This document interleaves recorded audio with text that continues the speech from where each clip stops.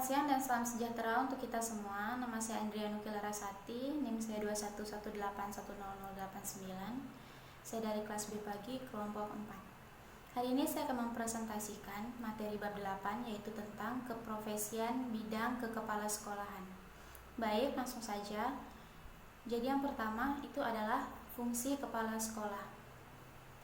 Jadi ada 8 fungsi dari kepala sekolah. Yang pertama, kepala sekolah sebagai edukator. Yang kedua, kepala sekolah sebagai manajer. Yang ketiga, kepala sekolah sebagai administrator. Yang keempat, kepala sekolah sebagai supervisor. Yang kelima, kepala sekolah sebagai leader. Yang keenam, kepala sekolah sebagai inovator. Yang ketujuh, kepala sekolah sebagai motivator. Dan yang terakhir adalah kepala sekolah sebagai entrepreneur. Baik, saya akan menjelaskan.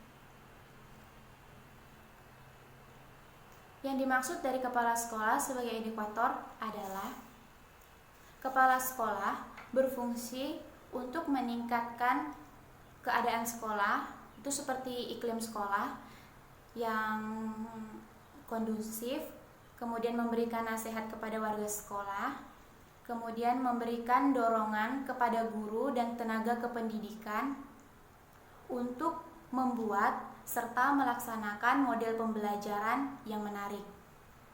Yang kedua, kepala sekolah sebagai manajer. Artinya, di mana kepala sekolah di sini harus mampu mengoptimalisasikan dan mengakses sumber daya sekolah untuk mewujudkan visi, misi, serta tujuannya. Yang ketiga adalah kepala sekolah sebagai administrator. Artinya, kepala sekolah di sini harus mampu merencanakan, mengorganisasikan, serta menata staf, melaksanakan, mengawasi, mengevaluasi, mengendalikan, dan melakukan tindak lanjut. Ini di sini maksudnya secara fungsional. Kemudian yang keempat, kepala sekolah sebagai supervisor. Artinya, kepala sekolah harus mampu melakukan berbagai pengawasan dan pengendalian untuk meningkatkan kinerja guru dan tenaga kependidikan. Kemudian, yang kelima itu kepala sekolah sebagai leader.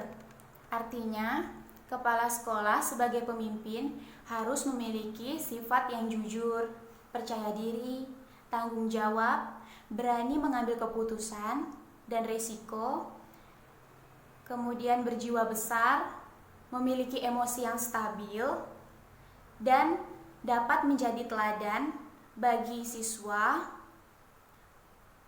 guru, ataupun tenaga kependidikan lainnya. Kemudian yang keenam adalah kepala sekolah sebagai inovator.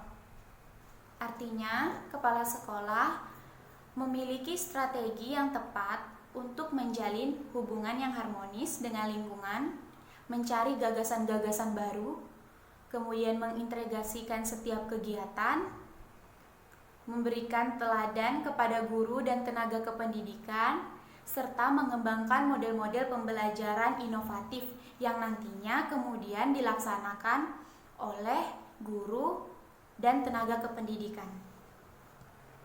Selanjutnya yang ketujuh adalah kepala sekolah sebagai motivator. Yaitu di sini artinya kepala sekolah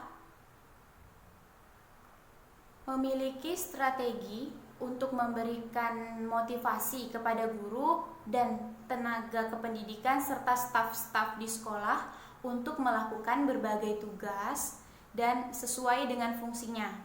Yang kedelapan adalah kepala sekolah sebagai entrepreneur.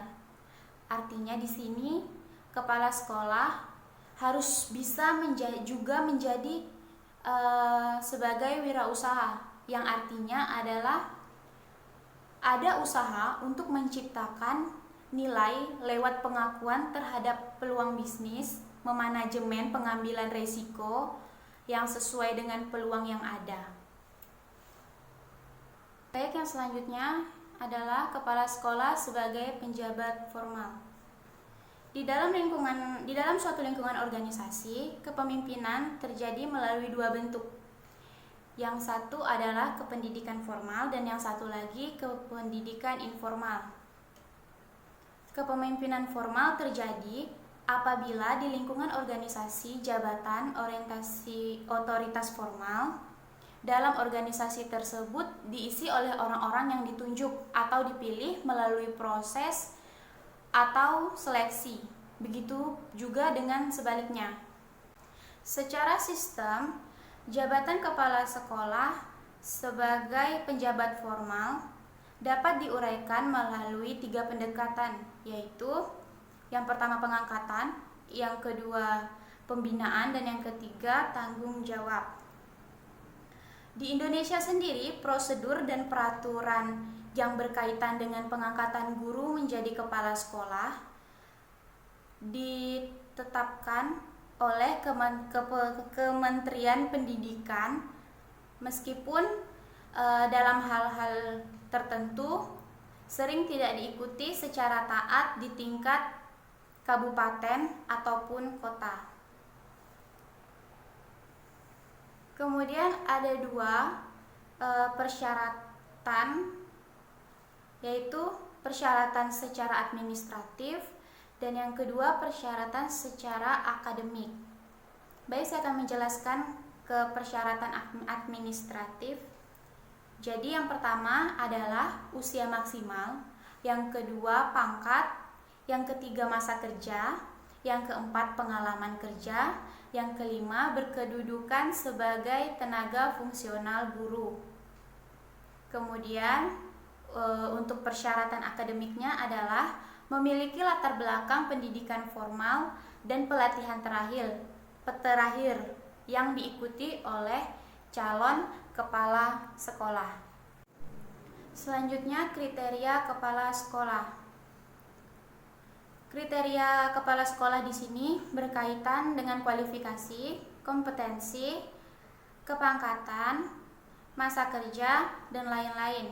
Di dalam peraturan pemerintah nomor 19 tahun 2005 disebutkan syarat-syarat untuk menjadi kepala sekolah, di mana kepala sekolah di sini termasuk kepala TK, kemudian kepala sekolah dasar, kepala SMP atau sekolah menengah pertama, kemudian kepala SMA,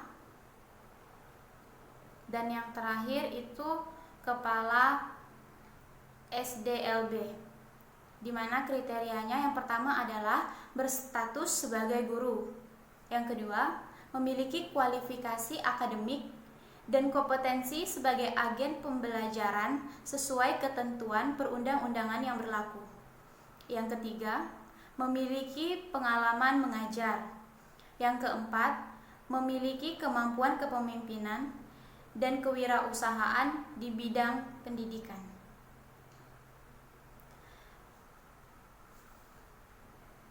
Sekian presentasi dari saya. Atas perhatiannya saya ucapkan terima kasih, dan apabila ada kesalahan saya mohon maaf.